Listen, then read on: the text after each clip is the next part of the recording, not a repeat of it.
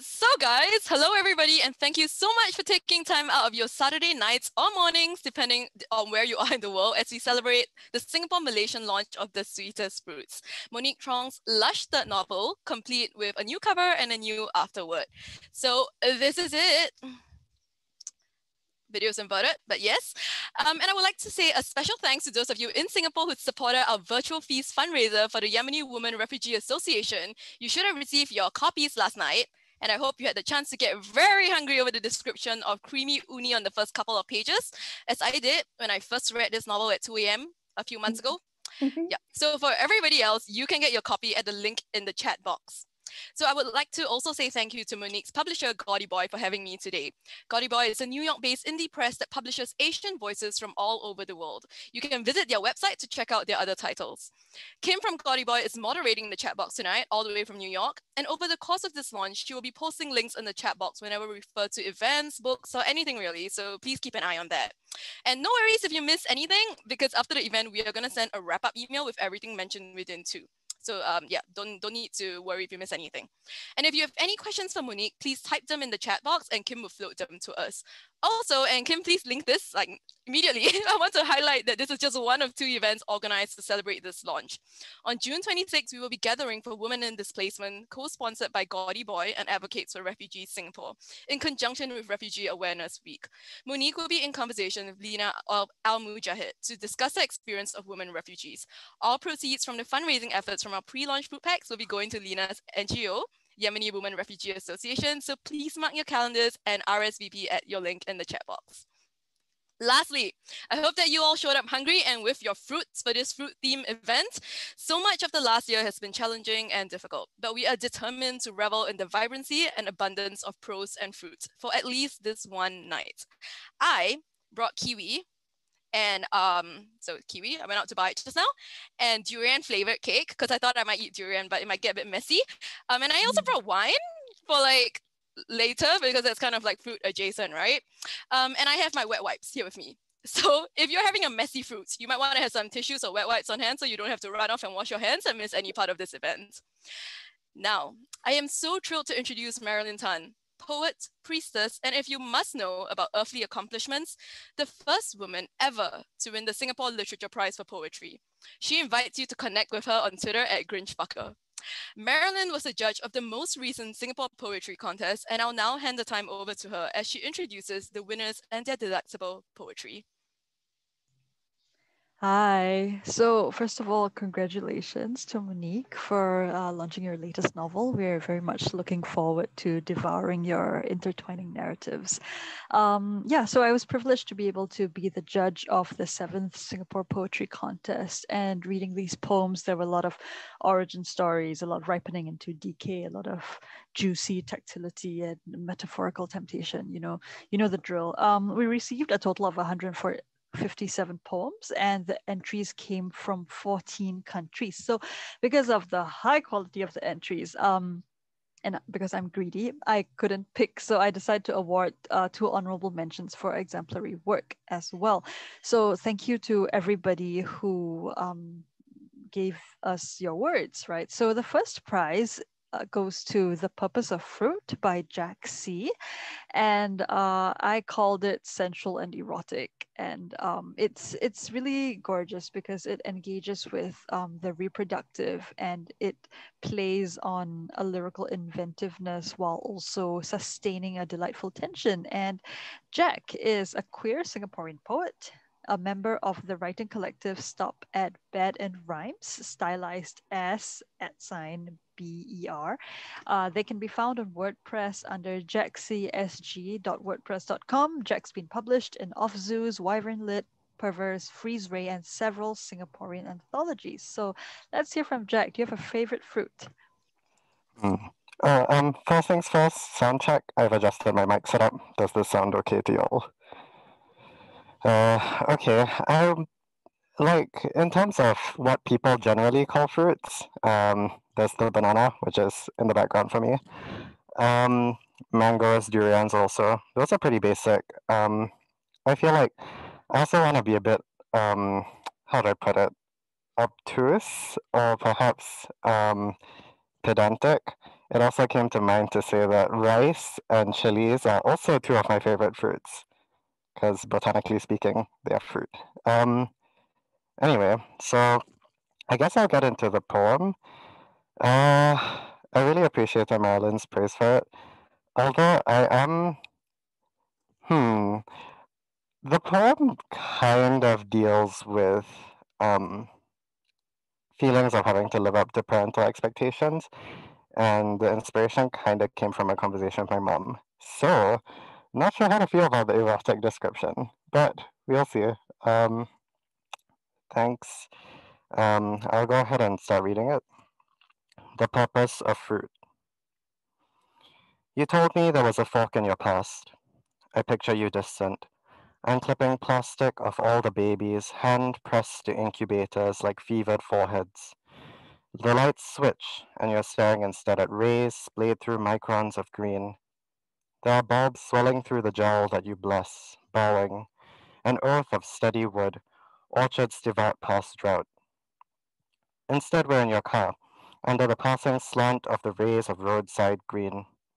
After discussing punctured young guts, you ask if God told me to do plant science. Surely my prayers bore fruit. No, black seeds in the guts of an ape splayed out over highway. I think of your papayas growing whole past our rooms, seeds repeating pith in mad degrees. I see us by a cartoonish tree, a thick swollen jackfruit with a house's girth. Dark hidden acreages of flesh. My hand pressed to the seedless skin as its tree bends above us, a failed trebuchet. I say mildly, I'll look it up later. You sigh, waiting for the tree to snap back up. You are waiting eruptive seeds for flesh that gives under forks. You are waiting for fruit that is whole as Christ knows, and the truth you suspect is in drought. I hunt through my stomach, gouge out dark pearls, staring. Meiosis Mars pass, but I see your hand on my head through old fevers, as chuckling over my uneven cut melons. I wait for you to soften and to say, okay. Thank you.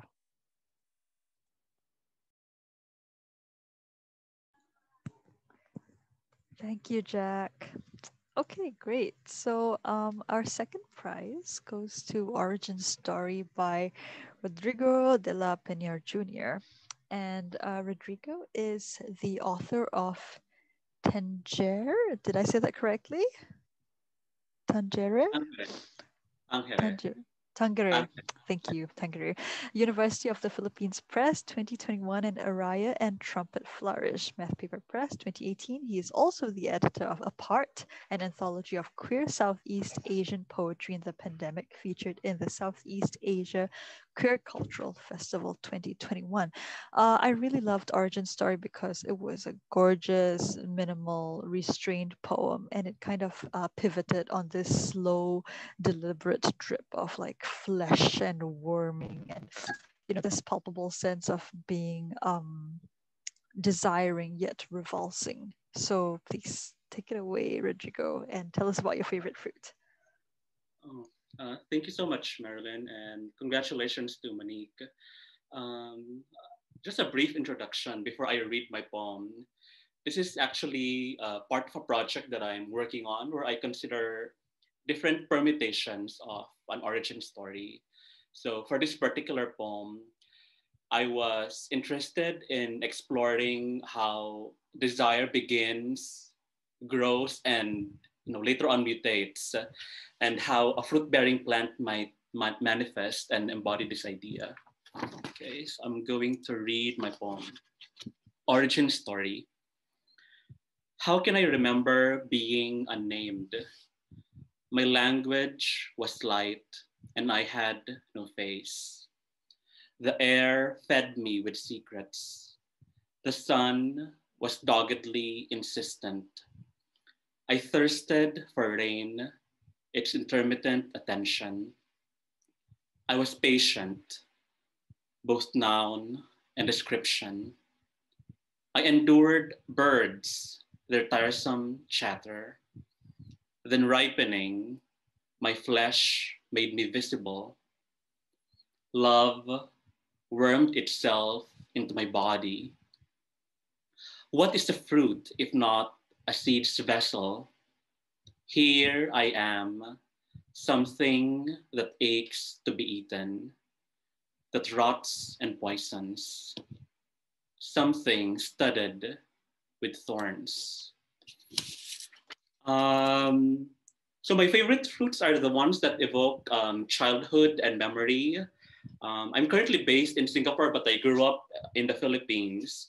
And our family used to have a lot of trees in our backyard where we can harvest, fruits. So a few examples include chico, which we call chico in my native language, and soursop, which we call guyabano. So I'm drawn to the idea of fruits that can unleash a flood of memories, something like a Proustian Madeleine. Yeah, so thank you. Thanks so much, Rodrigo. Okay, so our third prize goes to Durian Blossoms by Ismanputra. And Ismanputra, him, is the author of the poetry chapbook Tide of Time by Mug and Paper Publishing 2021. And his works can be found in many online journals and are forthcoming in To Let the Light In Poetry Anthology by Singlet Station and Tapestry of Colors, Stories from Asia. So I loved Durian Blossoms for the tactility and viscerality of it. There's a certain linguistic inventiveness to it, and it blends like this very complex perfume that sort of builds upon itself. So let's hear from you also. Yeah, and also what's your favorite fruit? Okay, thank you, Marylyn. First, I would like to congratulate Monique for her latest novel and Marylyn for selecting my poems. So now I'm going to read Durian Blossoms. When I first met him, he was gathering durian blossom in the orchard in Sri Aman with his left hand, right hand still in Singapore, feeding his ailing father. A tattoo of 3 blue-green magpies nested around his wrist. At noon he sang flowery songs to them, and the birds adorned him. His right eye glittered like an icy comet at dusk, and the whiff of monsoon rain filled the courtyard as he walked in. At nightfall, when he hugged me, we would drench in downpour. His meaty odor was psychedelic, like a stir-fried honey tempoyak. His chest was a block of woody metal, weighing my ferromagnetic bones down. Crewing oil waxed his lips, and behind the disjointed banana leaves, 2 men kissing quietly like snails. In the orchard, he erected his thorns, repelling ghosts and ghouls. Rattan vines entwined his arm like veins, and he spoke runes of the rainforest. He allowed the star to tan his back, outlining rows of libidinous gleams. We frolic on the forest floor like tigers. The trees rain down their blessings on us, celebrating our youthfulness.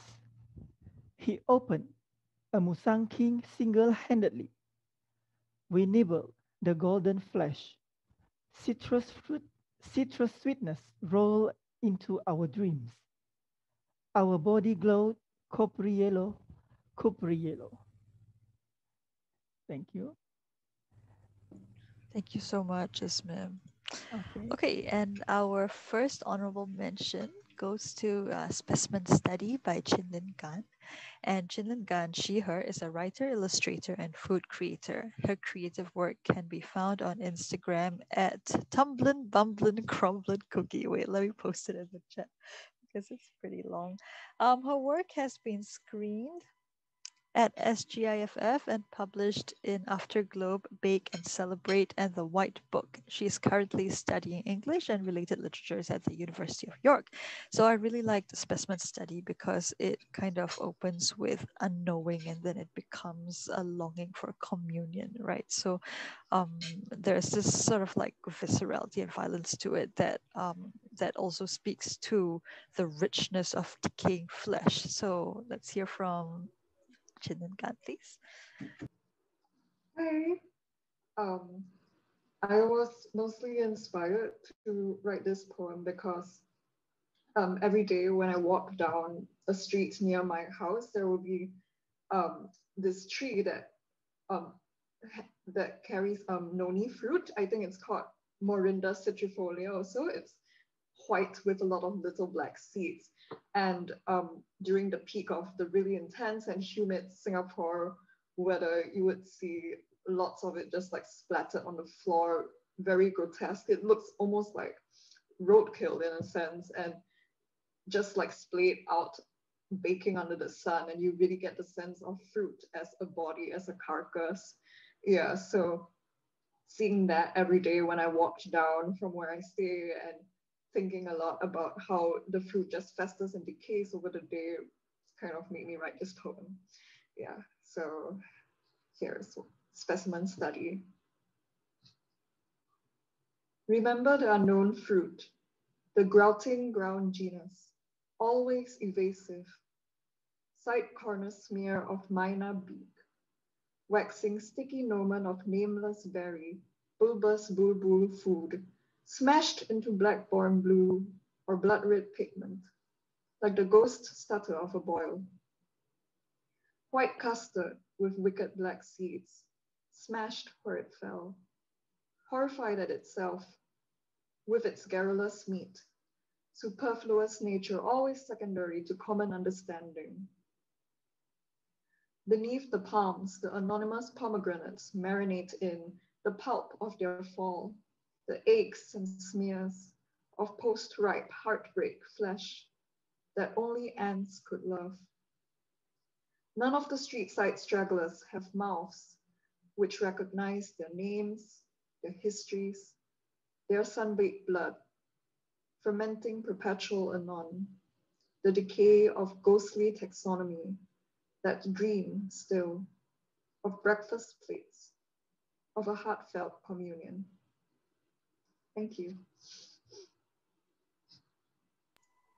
Thank you so much. Okay, great. So our final honorable mention goes to Merienda with My Mother Reminds Me of a Legend by Misha Rayonza.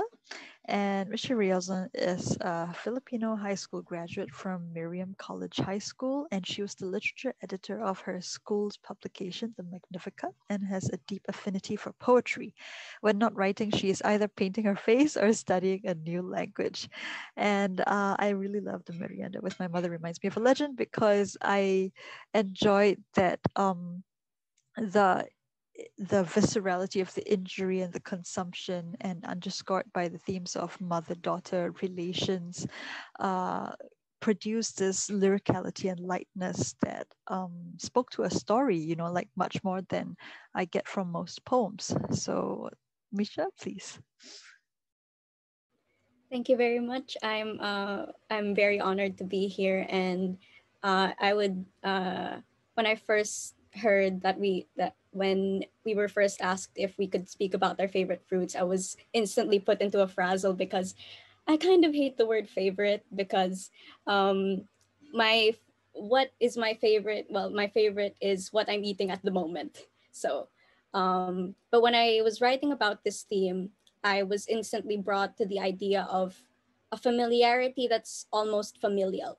So, without further ado, here is my poem, Merienda with My Mother Reminds Me of a Legend. When I wasn't looking, I happened to pour boiling water over the back of my hand. So I watched in fascination as it ripened into the same shade of pink as the pomelo a daughter shared with her mother over the dining table later that vivid afternoon.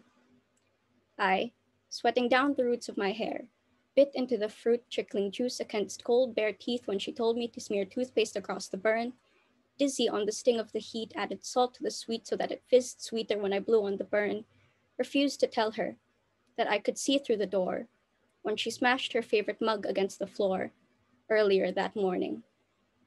And I, trying to taste two flavors at the same time, salty citrus and warm honey, like chewing into tender skin after boiling water had run over it, had suddenly recalled the creation myth of the pomelo. A child who lost both his parents into the same night could not stop crying until his several tears became the pulp of the sweetest fruit that his village had ever bitten into.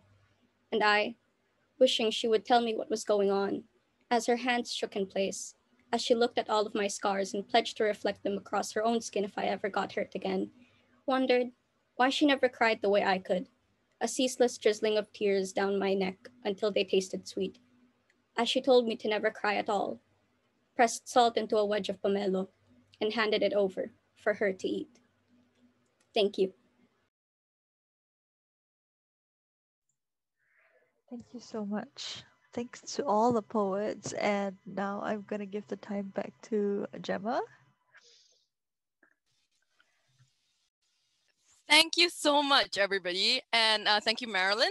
I also want to say that if you guys want to revisit these poems, they are available to read online at Gaudy Boy, Singapore Unbound. So Kim, if you could get the link for that in the chat box so people can revisit the poems, that would be great. So thank you, everybody. Now, it gives me great pleasure to introduce Monique. Monique Truong is a Vietnamese American novelist who came to the US as a refugee in 1975 and whose work has touched many lives across the globe. Currently, she is an essayist, a writer, a librettist, a connoisseur of fine butters and instant ramen alike. I had the privilege of being in workshop with her in Colombia a year ago, one of the few good things that came out of the chaotic spring of 2020. Her first novel, Book of Salt, won so many awards that it would take all our time tonight to list them all. But the best recommendation, perhaps, lies in its title. Think of salt. Think of how it flavors, how it seasons, how it cuts. Think of how necessary it is. That is the experience of reading Monique's prose, an experience which continues not only in her second novel, Bitter in the Mouth, but also in the many essays on food, memory, and longing that she writes for magazines all around the world. Tonight, we come together to celebrate her latest novel, The Sweetest Fruits. Before Monique reads, I'm going to give you all a primer on the book, especially for those of you who haven't yet read it. The Sweetest Fruits is a story told in 3 parts about Lafcadio Hearn, who is Greek-Irish, but who changed his name later to Koizumi Yakumo and became famous as the first writer who brought Japanese stories to the West. I've seen him being hailed as the man who introduced the exotic East to the rest of the world in the late 19th century with his books on Japanese culture and folklore, and is generally regarded as someone of great historical importance. Yet, it's also not right to say that this book is about him as it is about the stories of him. Lafcadio is the axis on which the novel spins, but the man is conspicuously and wonderfully absent in the novel. Instead, we are given the fictional voices of the women who knew him, loved him, fed him, and were in turns erased by him historically. Monique is now going to read from the novel. Monique, please. Hi. First of all, Jemimah, it's a pleasure to see you. And thank you so much to Gaudy Boy for bringing my work to Southeast Asia, to Singapore and Malaysia specifically.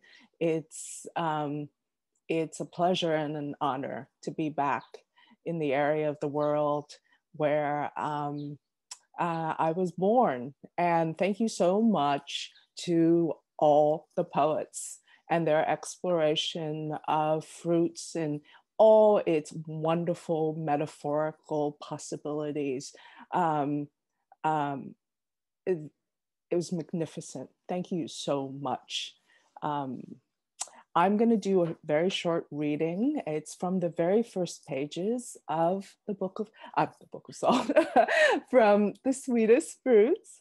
And when you listen to this, remember that in the French language, in the Italian language, seafood and shellfish are poetically referred to as fruits of the sea, okay? So here goes. This is from the voice of his mother, Rosa, by the way. Patricio Lafcadio Hearn was born hungry. I could tell by the way that he suckled. From the first time that his mouth found the nipple, he was not wont to let go. His eyes opened and unblinking, watching and daring me to tug myself from him. All babies were born with an empty stomach, but not all of them were born with such need in their eyes. His elder brother, Giorgio, my first blessed one, had to be coaxed and tricked. The tip of my little finger dipped in honey was what he took first into his rosebud mouth. Then, patiently, I would guide him to my breast, where honey and milk would mix. This soothed him, but it was not enough to keep him. Giorgio shared my milk with Patricio for less than 2 months. I beg of you, do not call them George and Patrick. Those are not their names. Their father's language is not mine. Even before I was certain that there would be a blessed second, I suffered his appetite, which was growing in me, swift and strong. Patricio demanded of me the small things from the sea, whelks, which no one sold because the people on Santa Maura, same as on Sarago, the island where I was born, would not buy something that they could gather like pebbles at the shore. In the mornings, I would leave my first with old Iota, the only woman on our lane with no children of her own, in order to bend over the wet sand until I felt lightheaded or until my basket was full. Patricio wanted the whelks boiled, their spiral of flesh removed one by one. He allowed me olive oil and lemon juice with them, but never vinegar. When there was no longer a doubt and whelks became too difficult for me to collect, Patricio insisted on cockles, of which there were sellers, because cockles were found on the sandbars far from shore, where the tide came in like the hand of God. To lose your life for mere cockles is a curse as old as the sea, and may you never hear it spoken. Like his father, Patricio disliked garlic. He purged me of all foods, even the favored cockles, if they took on its flavor. I would whisper to him that these cloves were the pearls of the land, holding them close to my swollen belly so that he could become accustomed to their scent. But he was not to be convinced. He emptied and emptied me again until I was starving. I soon gave up on the hope of garlic and steamed the cockles open with a sliver of shallot instead. Patricio could not get enough of those briny creatures. It took buckets of them to fill us. During the last months, when we were one, Patricio confined us to sea urchins, their egg yolk bodies scooped onto chunks of bread. Every day, to make sure that we had enough, old Iota paid 4 boys to wade into the shallows at low tides, where these spiny orbs darkened the water like the shadows of gulls flying overhead. Fattened on this fare, day in and day out, I took on such weight that I could take only a few steps around the bed, an animal tied to a stake. Thank you.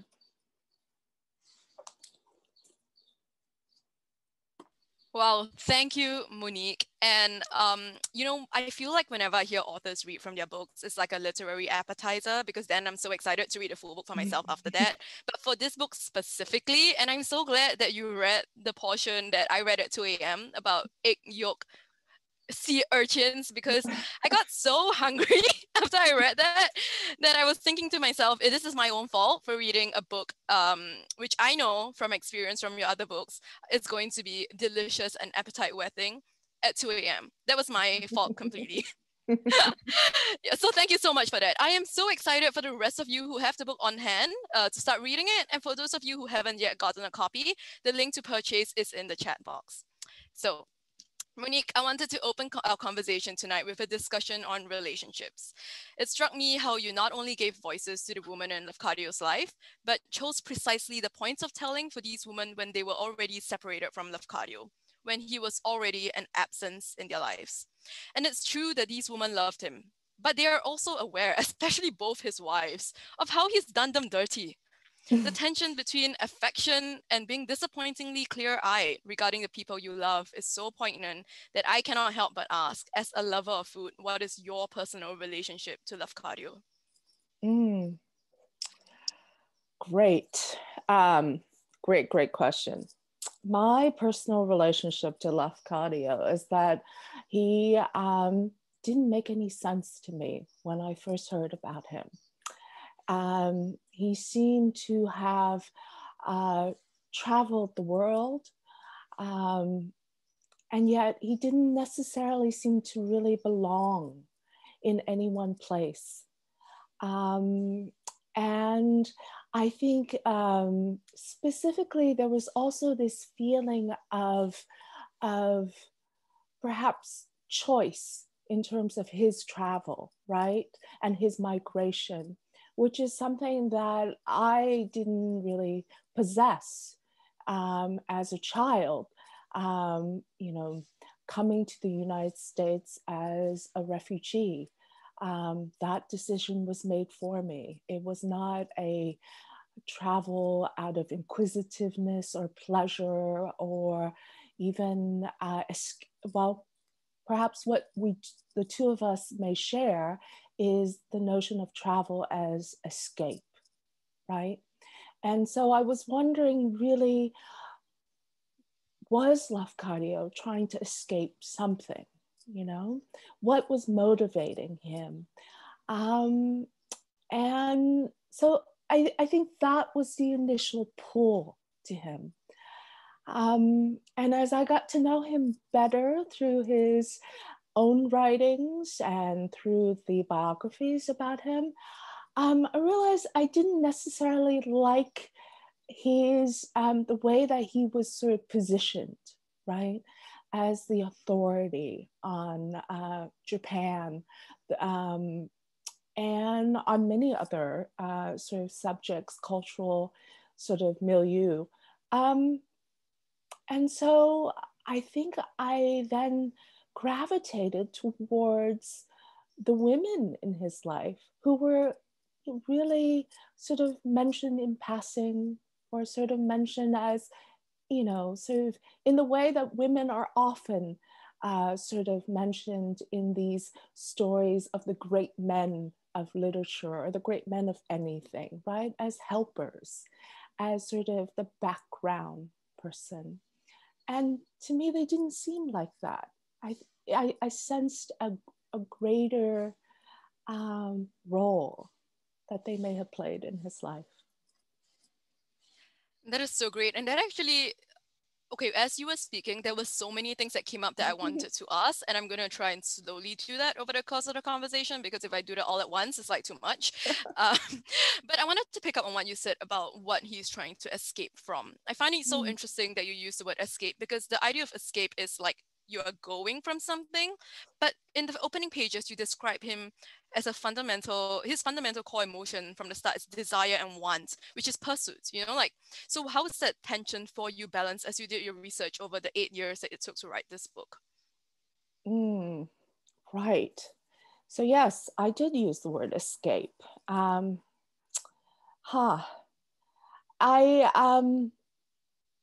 book, the first line, as you just heard, right, as folks just heard, begins with the idea of that he was born hungry, right?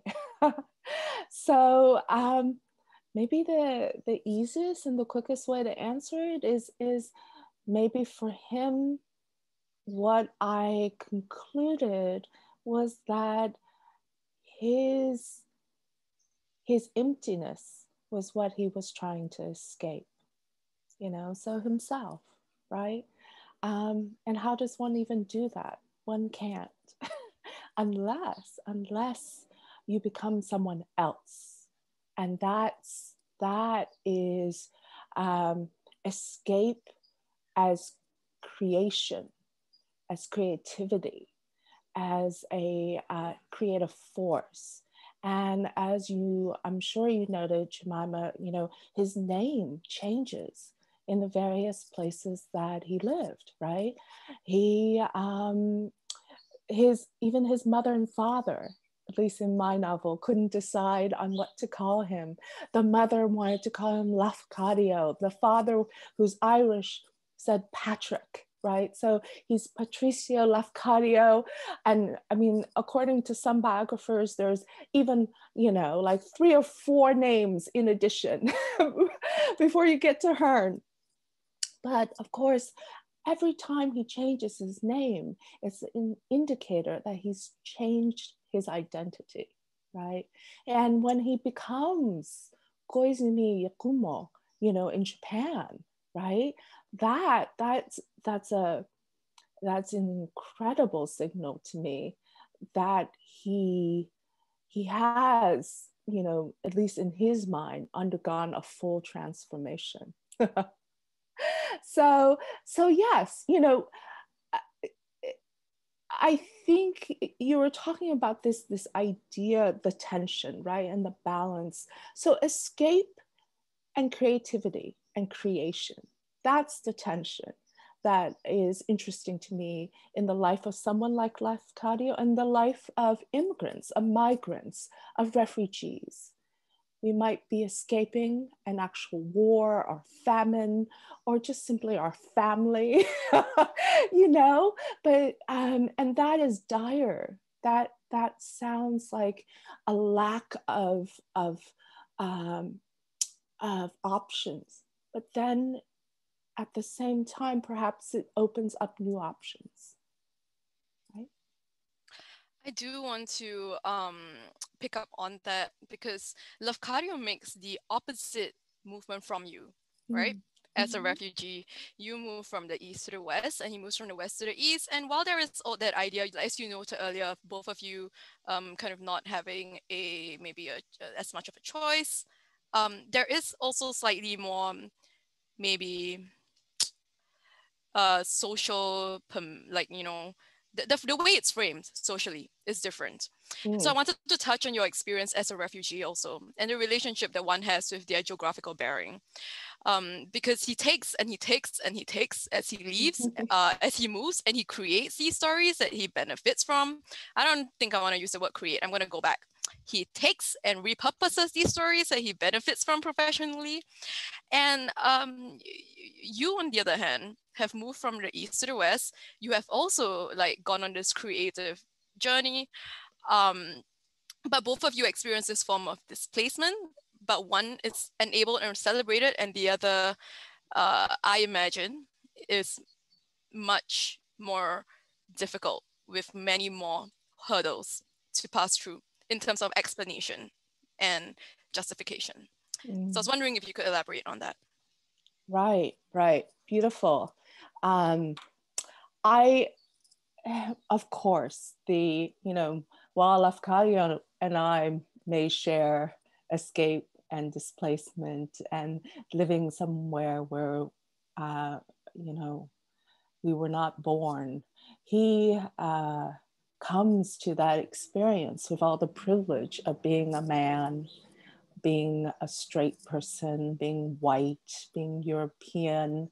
And that kind of travel, right, then and now is lauded. It's seen as a quest, right? A learning, a desire for knowledge, right? All these things that we celebrate, right? And as a refugee, let's face it, my experience is finding refuge in the US. And of course, you are basically having to justify that displacement at every point and moment of your life, As a child, of course, I had no understanding that the Vietnam War was such incredibly fraught and painful and chaotic, socially, politically sort of moment in United States history. I just knew that I was brought to this place, and I did not know that my body, even as a child, signaled this, communicated this to the people around me. And that I actually represented to, you know, many folks exactly all the words that I just said, you know, this kind of pain, this kind of chaos, this loss, the loss of their own soldiers, you know. And as an adult, I carry it even more, because now I am asked specifically to justify it, to explain it. And all refugees, I feel, you know, have this marker upon us. And so, yes, I don't, it's, you know, I write my novels in order to explore sort of a refracted version of what I've experienced in life. And certainly Lafcadio and the women in his life who also traveled, you know, maybe not around the world, you know, not with the privilege that Hearn had, but they also crossed boundaries. You know, it could be just across the river. And when that river, for example, like for his first wife, Alethea, who was born into slavery, when that river is the Ohio River, the separation between slavery, a slave state, and a free state like Ohio, that river might as well be the Pacific, right? So what we consider bravery and intrepidness and sort of just gumption, right? The fact that we assign it only to, or historically we have, to men like Lafcadio, I think is such a huge disservice to all of us, especially women. Yes, I want to come back to that, what you mentioned about you know, refugees versus different kinds of travel. But before that, I also wanted to know that when you mentioned about the woman in his life, I was also very taken by the fact that even though these women didn't physically traverse as much ground as him, they did push boundaries in their own way, as you mentioned. And to me, these ways in which you have portrayed them pushing boundaries, asserting themselves and their stories are very bold. They give me a sense of triumph and pride, even if they have all taken a huge emotional battering, you know, from their circumstances. Whereas when I did my research on Lafcadio, I read online that he died depressed and heartbroken because he did not like where Japan was going. So I was like, okay, okay, so that's that. But okay, back to language, right? I was thinking about the way we use words today: expat, immigrants, foreign worker, refugee, tourist.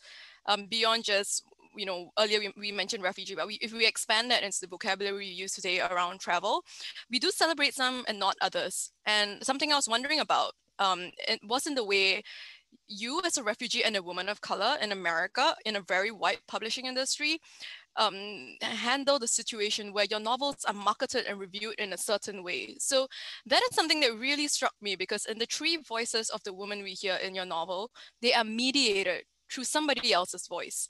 Even though they are telling their stories, and I think they're doing their best, two of the women cannot read and write. And so therefore, they have to rely on somebody to tell the stories for them. And these people have their own agenda. And even at the end, Setsu, who can read and write, is writing her own version of stories, but she acknowledges that the publisher might take some things out so that we can sell it better. And that really reminded me of last year when we were in class together. You mentioned that in your second novel, Bitter in the Mouth, someone was so afraid that an American audience wouldn't get it. So they've spoiled the novel in the first line of a review, and you were like, what? And so, you know, I was also thinking about how that parallels your own experience as you write, even though now, many years later, from when Lafcadio and his wives were around, we seem to have progressed so much, but there are still all these boundaries in place for us all and for you specifically who have like experienced this. Right.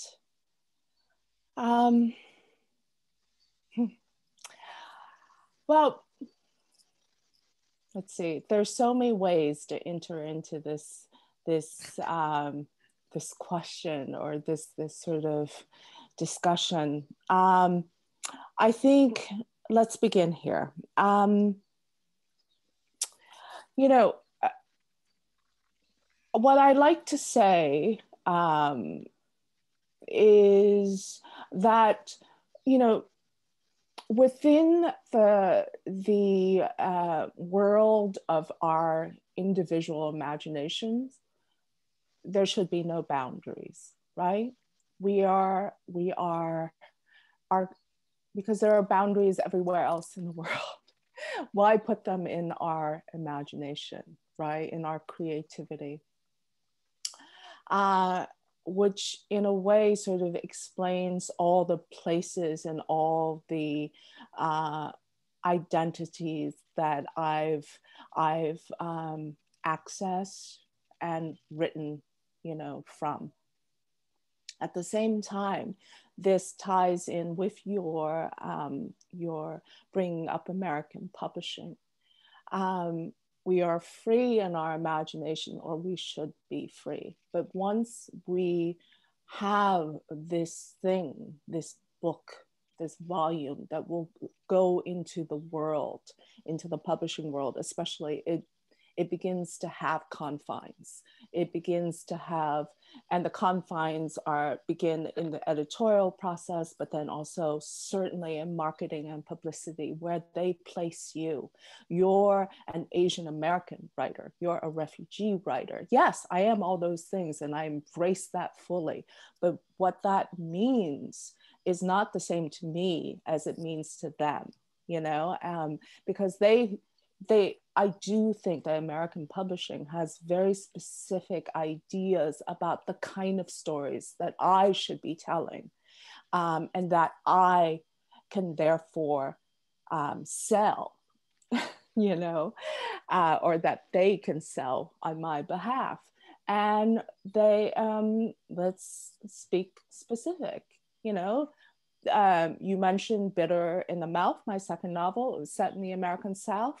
My publishers had no belief that American readers would believe that someone who looked like me could have any connection to the American South, but that was where I lived first in the US. I mean, I did not make that up. Surprising, right? But yet, even though it's pulled from my own biography, they felt it was so improbable, right? That they essentially said, we can't go there. We're not going there. We're not going to that route, you know, in terms of marketing and publicity. And with Hearn and Rosa and Alethea and Setsu and Elizabeth, the four women who essentially we hear from in this novel, there was also this idea that, but what could connect you to any of these women? None of them are Vietnamese American. I'm like, really? That's my only connection, you know, in the world, you know, that I could not even be emotionally engaged or intellectually engaged with the histories and experiences of everyone around me. You know, I lived in Ohio, you know, same as Alethea, right? I'm a writer like Lafcadio. You know, I've traveled to the Ionian Islands where his mother Rosa was from, right? And Setsu, I traveled to Matsue where she was born. Yes, I've done all these things, and yet it's somehow, I will never be given authority or be authoritative about anything, I fear, except being Vietnamese or Vietnamese American, you know? There are lots of, it's like your world becomes so tiny. You know, I love that about myself, and I love the stories that can come from that. But my God, my God, can you imagine, you know, making the choice, right, Jemimah, to be a writer, to explore the world, right? And be told your world is this tiny place, this tiny little area. Stay in it, please, please. And That's that is brutal. so crazy to me, because Bitter in the Mouth followed your immensely successful Book of Salt. And if that is not a vote of confidence enough that you can do all these things and tell all these stories, then, well, is there an echo or is it just me?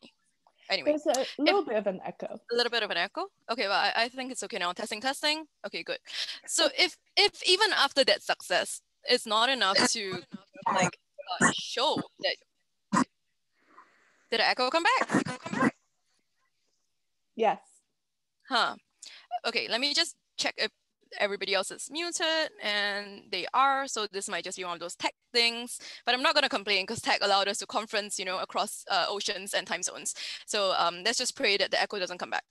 But yeah, so like I was saying for the third time now, if this is not a vote of confidence enough, then I cannot imagine what it would be like for someone coming out who has zero publishing accolades to kind of like graft onto their ability to tell these stories.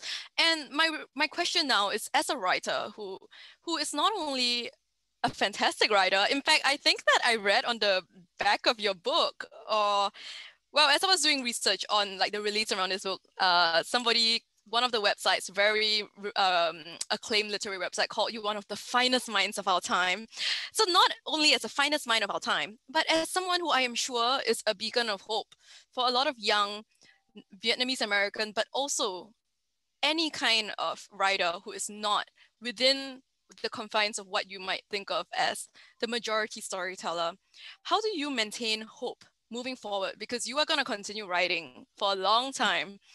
But how do you maintain hope despite all of this, and despite experiencing this, even after all evidence to the contrary that this is all you are, you know?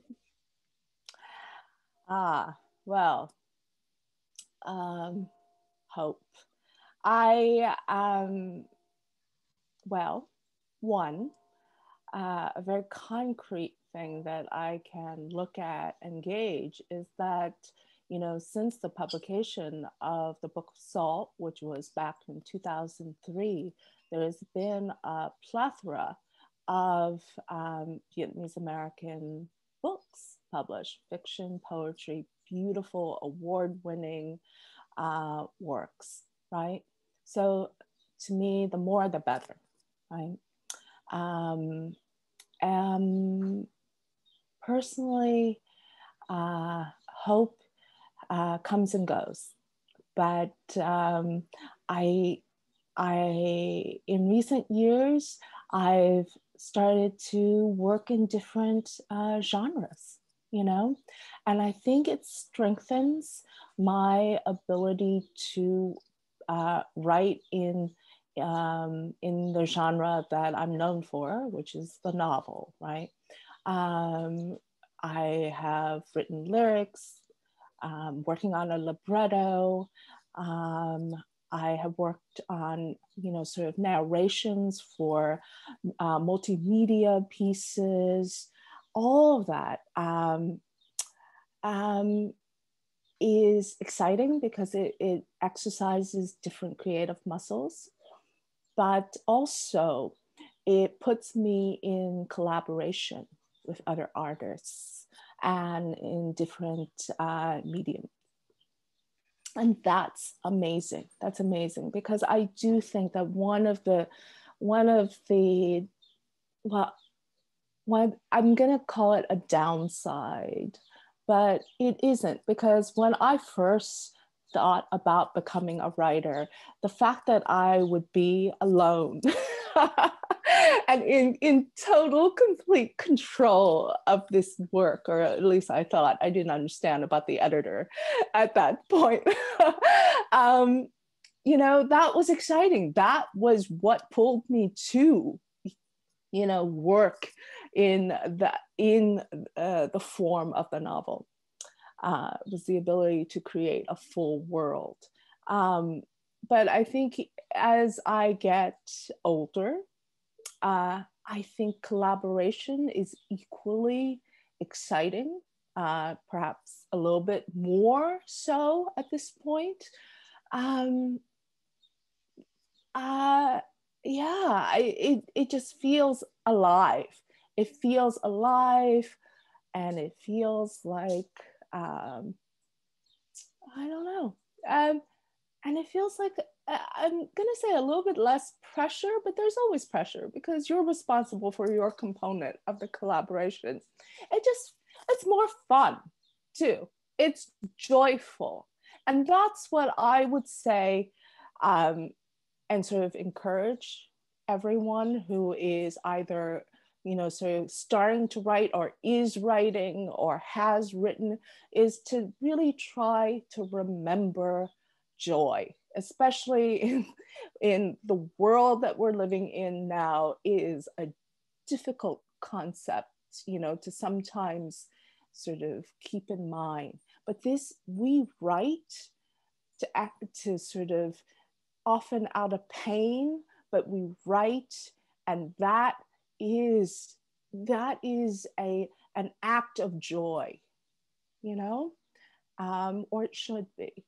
And no publisher can take that away from you, no editor, no anything. And if you write from that belief that your words matter and that you could actually connect to someone else in the world, that is gonna carry you. It might not carry you to a big 5 publisher in the US, but who cares? Because they're not really publishing the most exciting books. Indie publishers are. And this is why being with Gaudy Boy is amazing and just truly grounding to me. And my book is coming out later this year, also with an indie in Australia. It's called Upswell. It's incredible to me. The passion that is there, that's totally, I'm gonna say it, totally missing in most of, you know, the big 5 houses. Now I have to ask, because you mentioned it. What are some of the most exciting indie titles? And I will come back to talking about the Sweetest Fruits for everybody listening. I just have to ask because you mentioned indie publishing. And also because as far as I know, you made the choice to give your rights for Singapore and Malaysia to Gaudy Boy. So that was you taking control of your story, right? Mm-hmm. It wasn't like your agents had to negotiate. You did this yourself. So do you want to kind of talk about that? Yeah, I would love to talk about that because, okay, let me sort of tell folks something that was actually new to me when I first started to publish. My first book came out in 2003, right? And now we're in 2021. This has not changed what I'm going to tell you, right? Which is when you sign a publishing deal with a UK publisher, right? It's like the British Empire never disappeared. It is alive and well in those publishing contracts because they get your English language rights in Australia, in Singapore, in Malaysia, in South Africa, in India, you name it, you know, except for North America, which goes with, you know, the US, Canada. That's another sort of partitioning of the world, right? So what happens when a UK publisher looks at my book which they can't really figure out why I wrote it, you know, like why connection, and what if they don't buy it? And that's exactly what came to me, you know, at the end of, I suppose it's the end of 2019, right? No UK publisher had bought it. And I thought, oh my gosh, I'm a failure. I'm a horrible, horrible failure. This is what I'm talking about by hope and joy, all that was so far away. And then I thought, you know what? I am respecting the empire in a way that makes no sense, because they've rejected me. There's nowhere else within this wide world with English readers who would not want, you know, or that I wouldn't want to reach. And I thought, no. And so I reached out to Upswell. I reached out to Gaudy Boy, because I knew that they were publishing the kind of works that my novel is exactly, you know, because it's they don't have the same expectations, all the expectations that, you know, I had talked about earlier, about what it means to be Vietnamese American, what kind of stories I can tell, you know. And so, yeah, I reached out to Gaudy Boy, to G, whom I've known since, I think, 2014, you know, and I offered my rights. And I said, look, you know, I love the books that you bring out. I love the way that you do it. And think about it, Jemimah, look at that cover that you have. Just look at it. I mean, it is gorgeous, right? And it doesn't call for a representation in the way that American publishers often require. And when I say representation, I mean like the physical body, you know. That's a whole different discussion. But there's this huge desire often to stick, you know, a woman's face, a woman's back. She's often naked, you know. Yeah, low back. Right. Neckline. Exactly. You've seen all these covers, you know, just to assure people, or at least that's what publishers think, right? That there are humans inside this book. Of course there are. You know, there are characters, yes. But that's the kind of literal, you know, thinking that I was trying to escape, you know, when I headed, you know, towards indie publishers. And yeah, and I'm thrilled. I'm absolutely thrilled, right? Well, there is a UK version of your book as well? Because I remember seeing two covers. No, there isn't. No, there's a hardcover and then there's a paperback in the US, right? And you know, the hardcover is has a lovely cover by an artist named Yuko Shimizu, and she's Japanese. She's based in New York City. It's a nest on a sea, right? And then for the paperback, I was given all these options that were so horrific to me that I cried. You know, oh no! It's true. They were like, I mean, they look like romance novel covers. No offense to romance writers, you know, but that's your genre. You want to market your genre. But I didn't set out, nor did I write a romance novel, right? And so we never even meet the man in your book. He's never there. Exactly. He is absent. But you know what? If you're interested in her, there are so many biographies, so many works of his that are available. And I want to mention something to you, Jemimah, and to the folks out there. One of the things that happens when you try to maybe subvert a great man of literature, even if you've never heard of Lafcadio Hearn, you'll have to take my word for it that he is considered a great man of literature, okay? Because the New Yorker ran a long ass essay by someone whose name unfortunately is etched into my brain, but I'm not going to say it.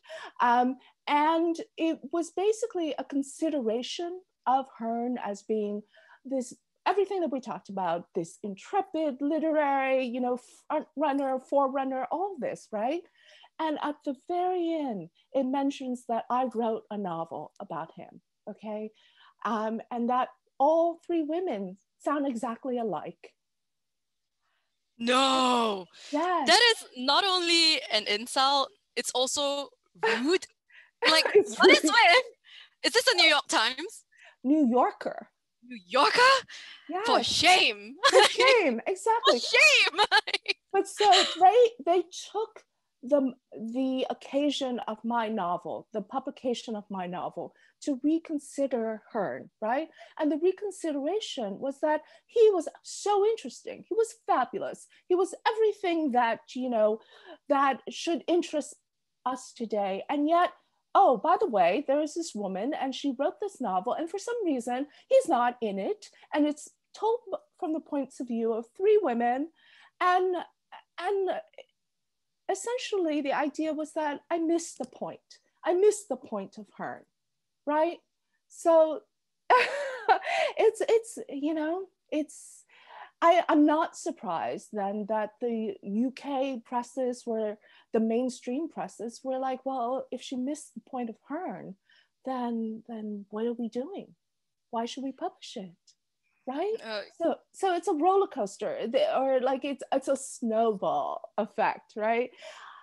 Of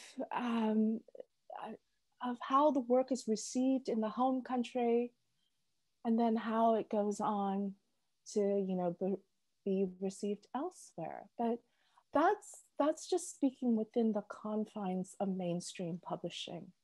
I really do want to encourage folks, from established writers to emerging writers, not to dismiss the power and reach of indie presses, because you will not be shut out like you think you are, especially with the way that criticism is spread out and opened up by social media, you know, all of that. You'll reach the writers and the readers that you want to reach. And isn't that the most important thing, right? I love that. And I love that you are sharing this so openly and so transparently with us, because as I mentioned to you before, Singapore, I guess now, as you were saying, we are part of the British Empire. Because when I was doing my internship in the UK, just wanted to understand publishing, right? I realized that our rights are grouped in this like larger glob of like countries. It's like, but we don't even like the same things. Okay, whatever. I'm gonna like move along because I want to pick up on what you said about Hearn, and I do want to come back to the novel. But I appreciate every single thing that you said, and I'm sure everybody here does as well, even though they're quiet.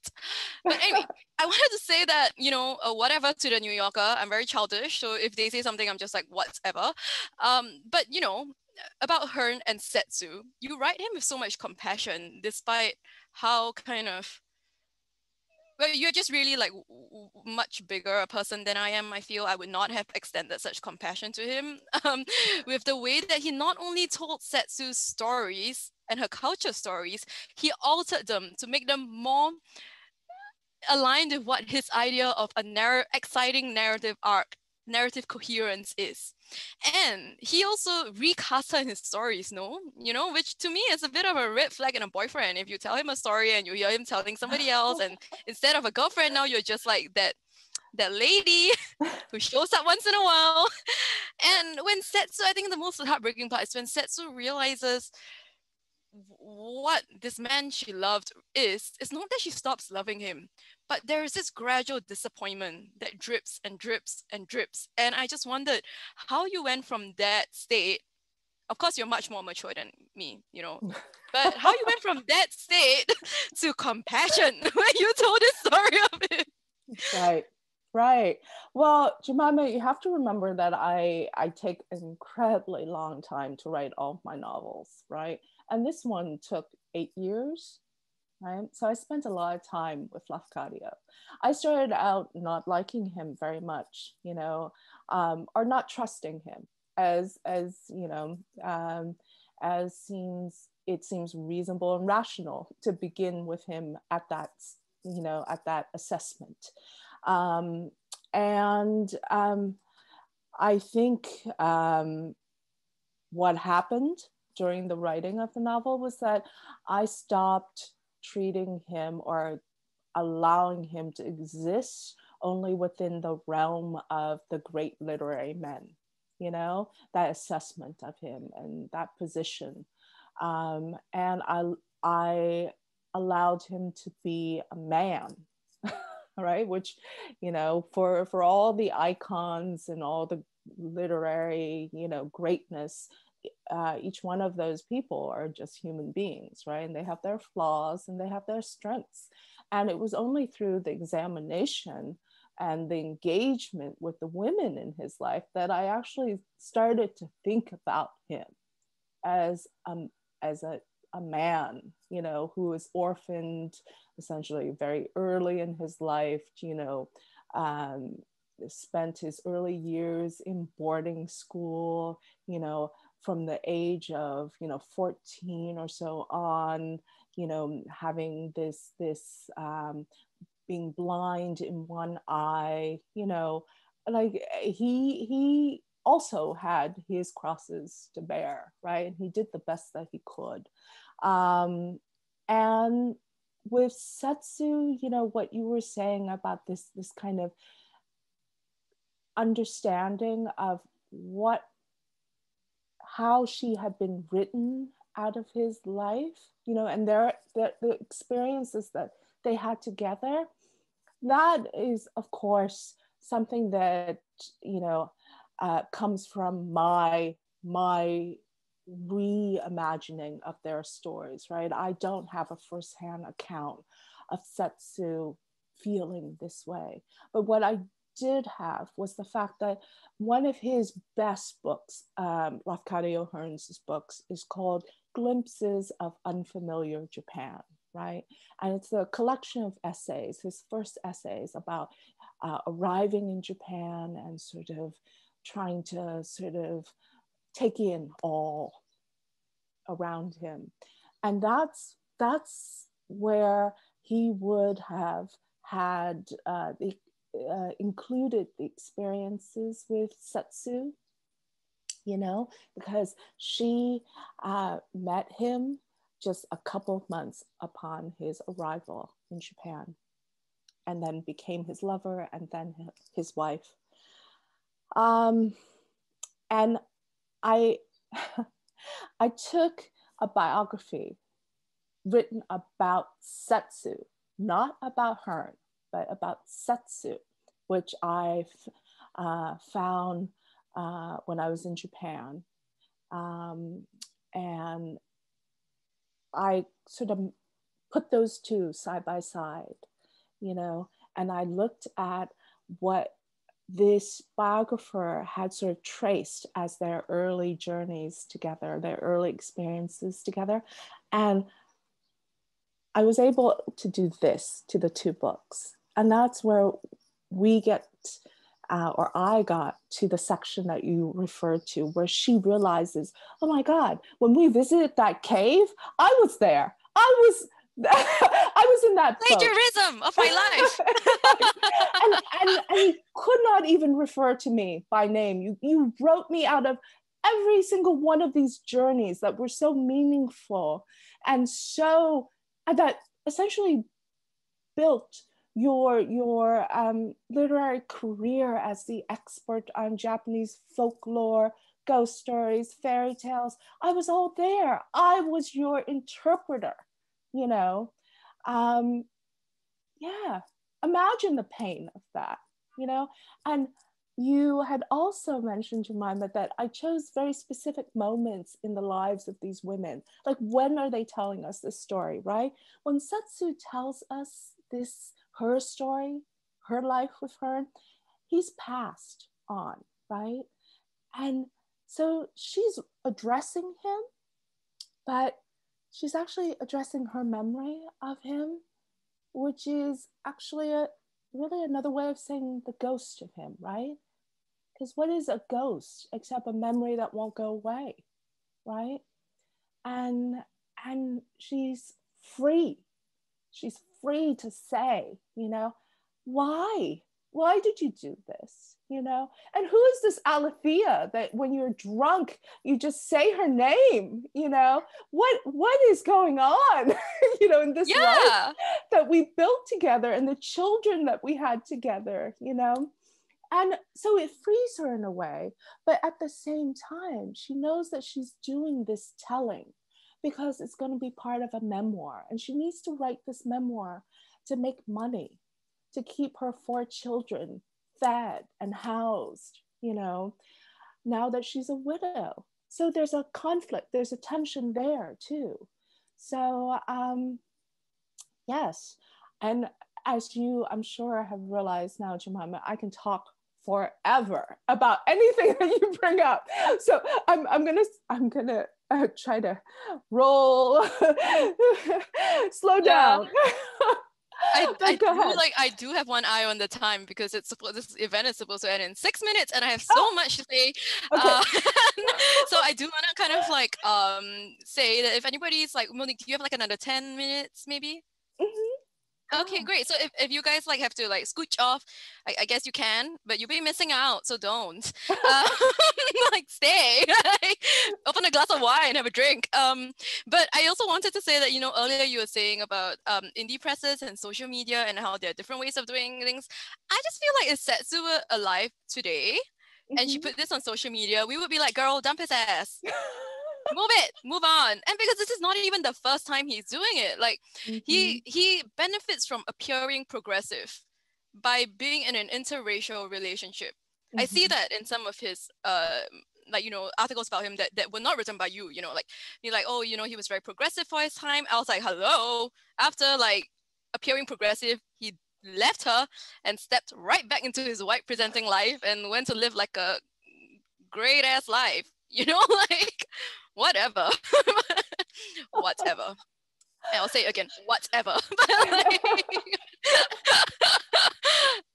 Okay, but I do want to like, you know, be conscious of time. So I am like, you know, very determined to bring up the word sweet. Speaking of language, I want to draw attention and focus to your very precise use of the word sweet. In the essay for Lit Hub that you wrote last year in March, Sugar and Sex in the American Imagination, which is excellent, by the way. It's in the chat box for those of you who want to read it after this 10 minutes. Yep. You say that the slippery slope from compliment to insult begins with the word sweet. You were speaking in terms about the terms in which Dr. Christine Blasey Ford, who accused Brett Kavanaugh of sexual assault, was described. And in the novel, Setsu establishes that Lafcadio calls her sweet wife. Honestly, I read the essay first before the novel. And earlier this year when I read that line, I shuddered. And I shuddered again when I said sweet wife. I just did it. I had like a body shiver. And I was thinking about how easily we are prettied and petted by the men who, I guess, mean well. Right. Thank you so much for bringing up the word sweet and that essay. Because I'm often asked about, you know, what does the title refer to, you know? And I think most people assume that the sweetest fruits, the fruits might refer to the women, right? And yes, absolutely. As our incredible poets, you know, sort of highlighted the reproductive, the erotic, the, you know, sort of the flesh, the body, carcass, all of that is embodied in the word fruits, right? And but sweet is where my emphasis lies as well, because sweet is often used to describe women, right? Women, and it's a compliment. We're sweet, right? And it actually means we're compliant. We're compliant, and we are passive, you know, and I wanted to take that word, which is actually that is well, read the essay. So you know, I really do invite you to read that essay to explore all the permutations of that word and its connection specifically to sugar. But I wanted to take that word sweet and reclaim it and to apply it to women, and to really sort of re-examine and recoup, you know, because, you know, one of the things about the flavor sweet is that it, in humans, it makes us feel good, you know, it gives us a sense of well-being, you know, and that's fantastic, you know, but we don't have to be that source for someone else's well-being. And right, it could be our own. Put that on a t-shirt. Send it out to all the girls, and guys, everybody. Send it out to everybody. So yeah, so that's the sweet in the title. Yeah. But you know, even though I don't know if people have been asking you about the word sweet now because of your novel, The Sweetest Fruits, but I do feel like your case against the word sweet has been raging for a long time, because as I was reading it, I was thinking about this exchange in Book of Salt, which I read in 2019, where a French chef says in French, "Tell me the word for sweet." And Bin, the Vietnamese cook, says sweet. Like, you know, clearly in the book, he replied in Vietnamese, but we, the reader, don't actually learn the Vietnamese word for sweet.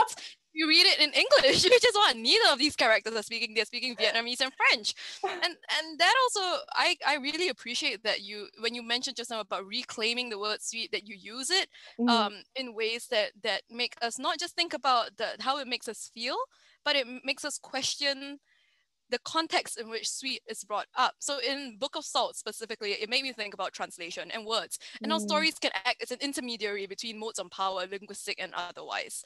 And I also remember, like, one of the things that struck me when I first took a class with you in Colombia is that you were one of the professors who really revered translation as not just functionary, but an art.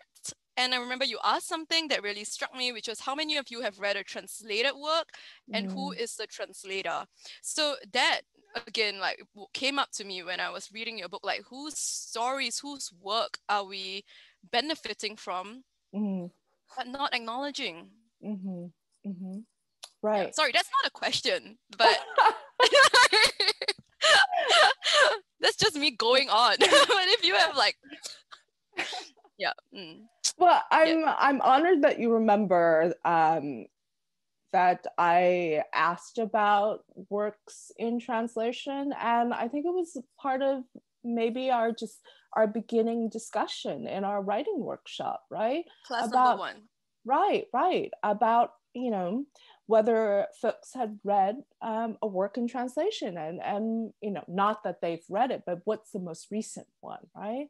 And you know, because our workshop was you know, beautiful and diverse, you know, people had great sort of responses, but a lot of times, you know, people don't, you know, have a work that they can cite readily that they've read within the past 5 years or so.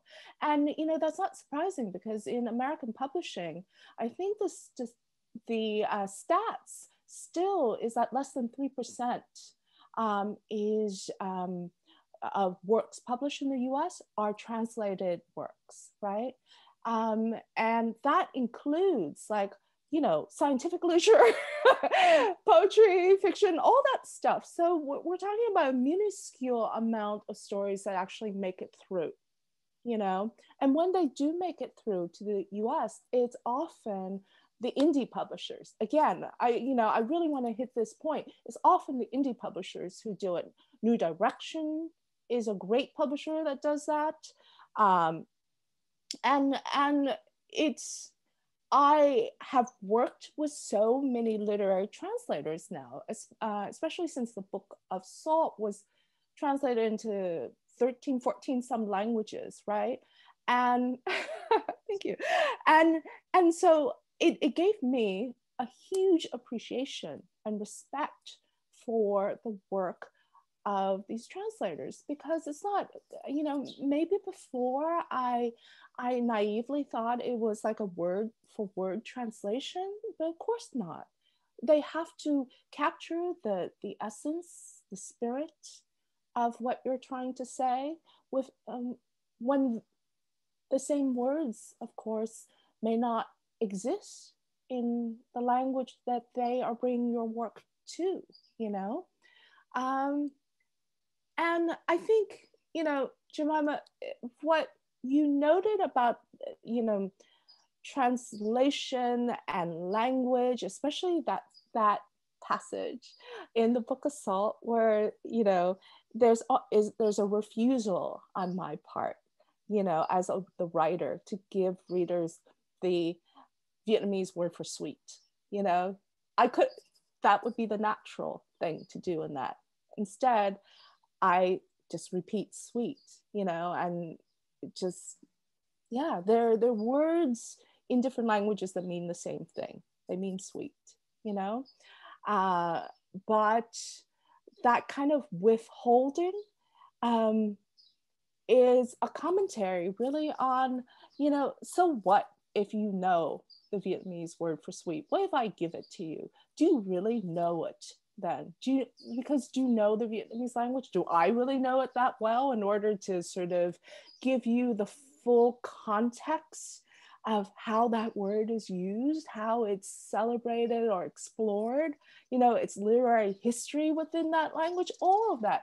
So our notion, I mean, mine, yours, everyone, that we can just acquire a language, you know, as if it is a product, you know, is of course a fallacy. A language is a culture, and you don't just acquire it by, you know, a year worth of study or 2 or 3. You know, you really kind of have to immerse yourself in it and respect the people who speak it, who have written in it, who have told stories in it. It's a whole project, right? And so, yes, the fact that there are these magnificent people, these magicians, like literary translators who have such a connection among languages that they can do this, I'm thrilled. I'm thrilled to just be able to receive this gift from them, you know, as a reader. Yeah, we should all pay them more. Not yes. Really. Publishers pay them more. Yes, that was exquisite. Like, that was a great way of putting it. And I do think that in your work you do assert against historically how it's played out, how translation can be its way to assert power and to take away power, you know, like, because in real life translation is used to take away power, like how you've noted in multiple interviews that everybody says Setsu is illiterate. No, she's not. You are illiterate in Japanese. She speaks fluent Japanese. Like, you know, like, so there is that idea of framing and being centric again. But I know I asked you for like 10 minutes and we have like 3 minutes left. So, and I still want to like mention the events that you're going to do again, plus the mask that you said you were going to wear. So I'm gonna wrap up with a question on translation. So as you noted, very few translated works make it through the gates of publishing. So can you recommend us, everybody here today, translated works that you feel are so wonderful that walk these lines between the importance of translations and respecting the original work, but also the art of translating so well? Oh, wow. Sorry to put you on the spot. I should have texted you to say I was going to ask you this, but I forgot. Because of the time difference. Like every time I text you, I'm like, oh crap, it's like 2 a.m. Monique's time. No. Sorry. It's certainly early for me, but because I mentioned New Directions, Hiroko Oyamada is a Japanese novelist whose work I read last year, and the very slim but incredibly potent novel that I read is called The Hole. And hole, like a hole? Like a hole, yeah. The Hole, yeah. Okay. And it's eerie. It's yeah. I don't know what. I did not know where she was going, but I was absolutely willing to follow her, right? And you know that's a true sign of a really well-crafted work, right? When you trust the author so much, and just after her first few pages, right? And of course, when we went to the last reading that we went together, or we were at together, Jemimah, in New York, was for Yoko Tawada? Yes, for Yoko Tawada. Wow, I really need another cup of coffee. But Yoko Tawada's work, I can't, her work is so fabulous to me. And the fact that she writes in Japanese and she's also written in German, and that wasn't the second language of hers. Her first was Russian, right? So she's Russian, German, she speaks English, clearly Japanese. I mean, just any writer, I would say, that has access to that many sort of that many languages from different, sort of family groups, is going to have a relationship to the written word that is fascinating. And for Yoko Tawada, I would certainly recommend that folks begin with Memoirs of a Polar Bear. Yes, which I consider an immigrant novel, right? There are polar bears. let me just be clear. It is told from the points of view of different polar bears within the same family. But my goodness, if you will know exactly what I'm talking about. If you have migrated, immigrated, sought refuge, that those bears are talking about an experience that you will identify and connect with. And it's brilliant. It's just absolutely brilliant. Well, the links for both those authors and New Directions is in the chat box for anyone who's listening along. And I see that somebody has commented saying they actually read Hiroko Oyamada in Japanese. Oh my gosh. I wish I was fluent enough in another language to read in that language. I feel so limited by only being able, well, whatever, I'm not going to complain because I do love English. And I did see in an interview you said English is the language that you love that loves you back. And I was like, oh, I like that. I like that a lot. So on that note, because we came to the end and I still haven't had a glass of wine. Anyway, On that note, I do want to wrap up because we have held everybody longer than expected. But thank you so much for your time and for waking up early. And I hope you get that coffee and also a nap. I'm all about napping nowadays, ever since the pandemic. And I also want to plug your next event. So everybody, thank you so much for all of you who stayed to the end. And we will be emailing you guys with a link, with all the links and everything that we mentioned today. So don't worry if you didn't get to, like take notes or anything, because we will email you, and you should definitely read Monique's essay on sugar. Definitely read it. I've read that like 3 times, and I was actually, Monique, a little bit outraged that while everybody was like collectively losing their minds in the pandemic, you were productively writing these excellent intellectual, intelligent essays, and I was like, I can't even stay awake. In March of 2020, I couldn't believe it. While teaching a full load at Columbia, insane. Anyway, once again, oh, my wine bottle is open. Right. Cheers to all of you. All of you. Cheers. Okay, so cheers. So, what was I going to say? I was going to say that, yes, this is one of 2 events organized to celebrate this launch of the Sweetest Fruits. On June 26th, we will be gathering for Women in Displacement, co-sponsored by Gaudy Boy and Advocates for Refugees Singapore in conjunction with Refugee Awareness Week. Monique will be in conversation with Lina Al-Mujahid to discuss the experience of women refugees. And as you have seen from today, she is an excellent speaker, very engaging. And, if only we could spend all day with her, but she does have to go and do things, because she does many things like, and eat and read and write librettos and everything like that. So we can't hold her any longer, but you can get another chance to see her on June 26th. And the RSVP link is in the chat box. And earlier in this conversation, if you were here at the start, she did say that she was going to wear a mask at some point. So that maybe might happen. We don't know. And all proceeds from that fundraising event is going to Lina's NGO, the Yemeni Women Refugee Association. And that is, I think, like so meaningful because that is an initiative from Gaudy Boy, right? Gaudy Boy and Monique. And it's just excellent to see publishers publish books with compassion, as you mentioned on Twitter. Oh, yes. If you want to connect with Monique, please follow her on Twitter. She's Monique Truong Writer. She's Monique Truong Writer, right? Is it just your Instagram or also Twitter? I think I'm slightly different on Instagram, but you'll find me. Trust me. Okay, right. So Kim has put, you're Monique _Truong. Okay, so yeah. Kim has put it in the chat box. So yes, please mark your calendars for June 26th and RSVP.